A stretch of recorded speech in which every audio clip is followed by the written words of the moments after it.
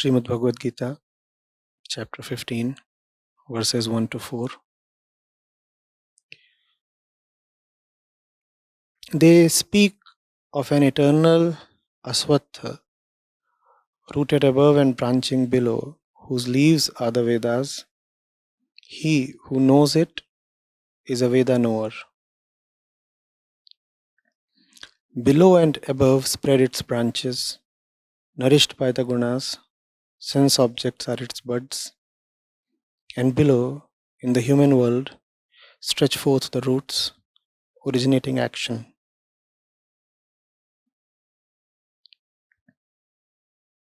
Its form is not here perceived as such, neither its end, nor its origin, nor its existence.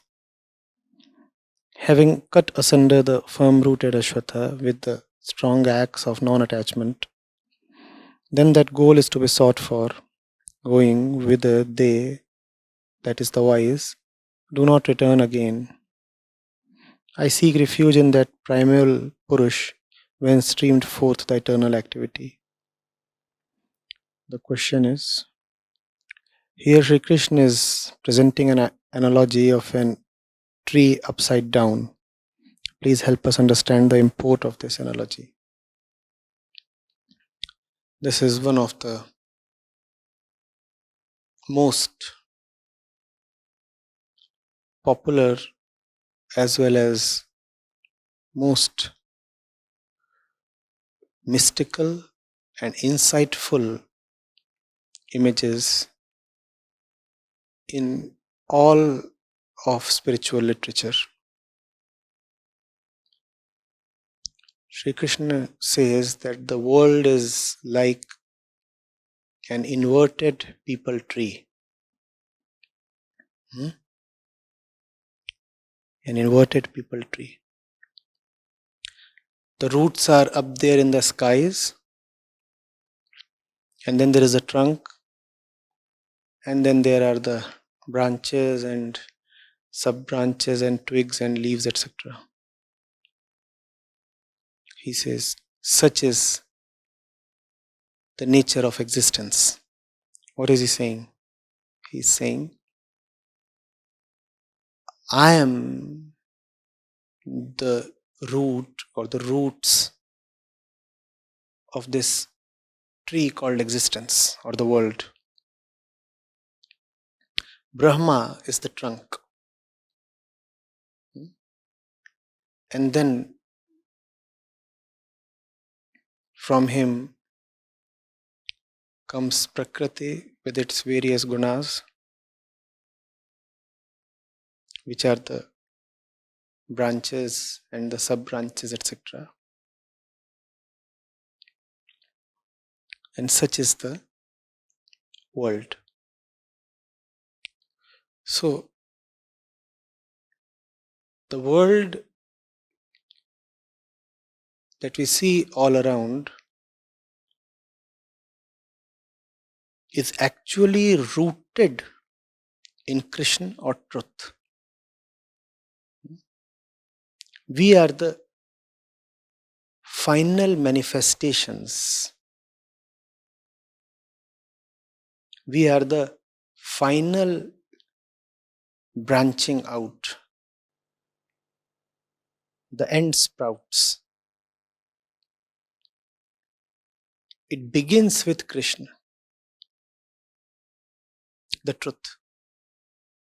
And then Brahma as Hiranyagarbha or the Primeval Puruşa is the trunk, the origin of existence and the originator of existence, just as the trunk is what is visible above the ground, and it is easy and facile to say that the trunk is from where the entire tree comes. In the same way, Brahma, the trunk, is called the creator of the universe in mythology. And then from that primeval creator, Hiranyagarbha, comes the entire spread and branching out of Prakriti. That's how Sri Krishna is presenting it here. And then he says that the purpose of life, the aim of all consciousness is to hack this tree down. Hack it down. Using the Vedas as your support, as your axe, as your instrument.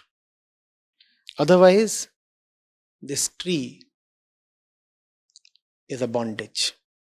You will remain forever caged or entangled in it. So that's what he's trying to tell us. All this that you see all around yourself is actually meant to be reduced to zero, in the sense that you need freedom from all of this. Obviously, even after you hack down the tree, the root will still remain. He says, I am the root, Arjun. I will remain. But all else that you see does not necessarily need to remain. You can gain freedom and you must strive for it. Why an inverted peepal tree? You see, he is Krishna. And his wit is unbounded. What he is saying is, it's never the way you perceive it in your world. Truth is never the way you perceive things in your world. In your world, the roots are below the soil, below the surface, and the tree rises upwards. That's your world. Don't take your observations, your perceptions, your experiences as the truth. I'll tell you, the world is actually like an inverted peepal tree. Now, for the common mind, for our usual consciousness, the inverted peepal tree is too much of an abstraction to handle. How to even imagine an inverted peepal tree? How will it sustain itself? There is just nothing to hold it or to root it somewhere. Krishna says, the truth is never like you see things in the world. Here, he is only saying that the real peepal tree is an inverted one.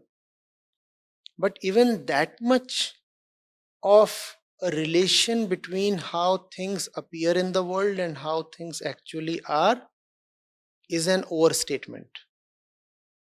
Not only is the truth nothing like how things appear in this world, truth is not even the opposite of how things appear in this world. So truth is obviously not like the peepal tree we see all around us, the usual peepal tree in the jungle, ficus religiosa as we call it. Truth is not even like an inverted peepal tree. Truth really has nothing to do with our observations here. The observer himself is a deluded entity. How will his observation be any way related to the truth? So, this is Krishna's way of playing a sweet prank upon us. He says, you see, inverted peepal tree, that's what your world is. You think things arise from the soil, Arjun? Seriously? What does the soil represent? Body. What does the soil represent? Body. The soil is Panchabhut, elemental, earthly. So is the body. Arjun, you think things arise from the soil? You think your world here, all these trees and all the people and all the animals and everything that arises from the soil? Seriously, Arjun? Arjun, you think your palace is founded on the soil? Arjun, you seriously think that the foundation of your palace is in the earth? Arjun feels like saying yes, yes, yes. The foundations of anything are always in the earth. Are they not? Men, women, they all arise from soil. Animals arise from soil. Trees arise from soil. Every single human creation is founded on the soil. Krishna is saying, you will remain stupid, Arjun. No. The foundation of the world is not in the earth but in the sky. The roots of the real people tree are in the sky. You are deluded. You think it is the earth that supports you. No, it is not the earth that supports you or holds you. It is the sky that supports you. And that's your basic fallacy that keeps you deluded and suffering. You think that you come from the soil, whereas the fact is that you come from the sky. You don't come from the soil. You appear to come from the soil. You actually come from the sky. The roots of the people tree are in the sky. Only the branches and the spread, the whole extension is on the earth. The earth is where the sky manifests itself. But everything that is manifested upon this earth is actually rooted in the sky. Please understand this. And also see the implications of what Krishna is saying. You are not someone who has arisen from the sexual union or the sex cells of two persons. You do not come from the soil. You do not come from the earth. You are not the body. Had you been the body, then you could have been called to be arising from the earth. You are the consciousness, and your consciousness does not belong to this earth. It comes from the skies. And if you think that you are the body, then you'll also have to say that you come from the soil and you'll go back to the soil. That's the fate of all bodies. That's a cycle that they meet. Are you getting it? So, the people tree is positioned in a way that it would be finding itself extending on this earth. But that should not make it identified with the earth. That should not make it a resident of this earth. And if it starts identifying too much with the earth, as Arjun does, Arjun is right now entangled in all earthly emotions. Then Krishna says, use the sharp words of Vedanta as your axe and cut this tree down. Let only the root remain. Let only me remain for you, Arjun. Mamekam sharanam vraj. Let only the root remain. All else is anyway ephemeral. Why are you talking so much about it?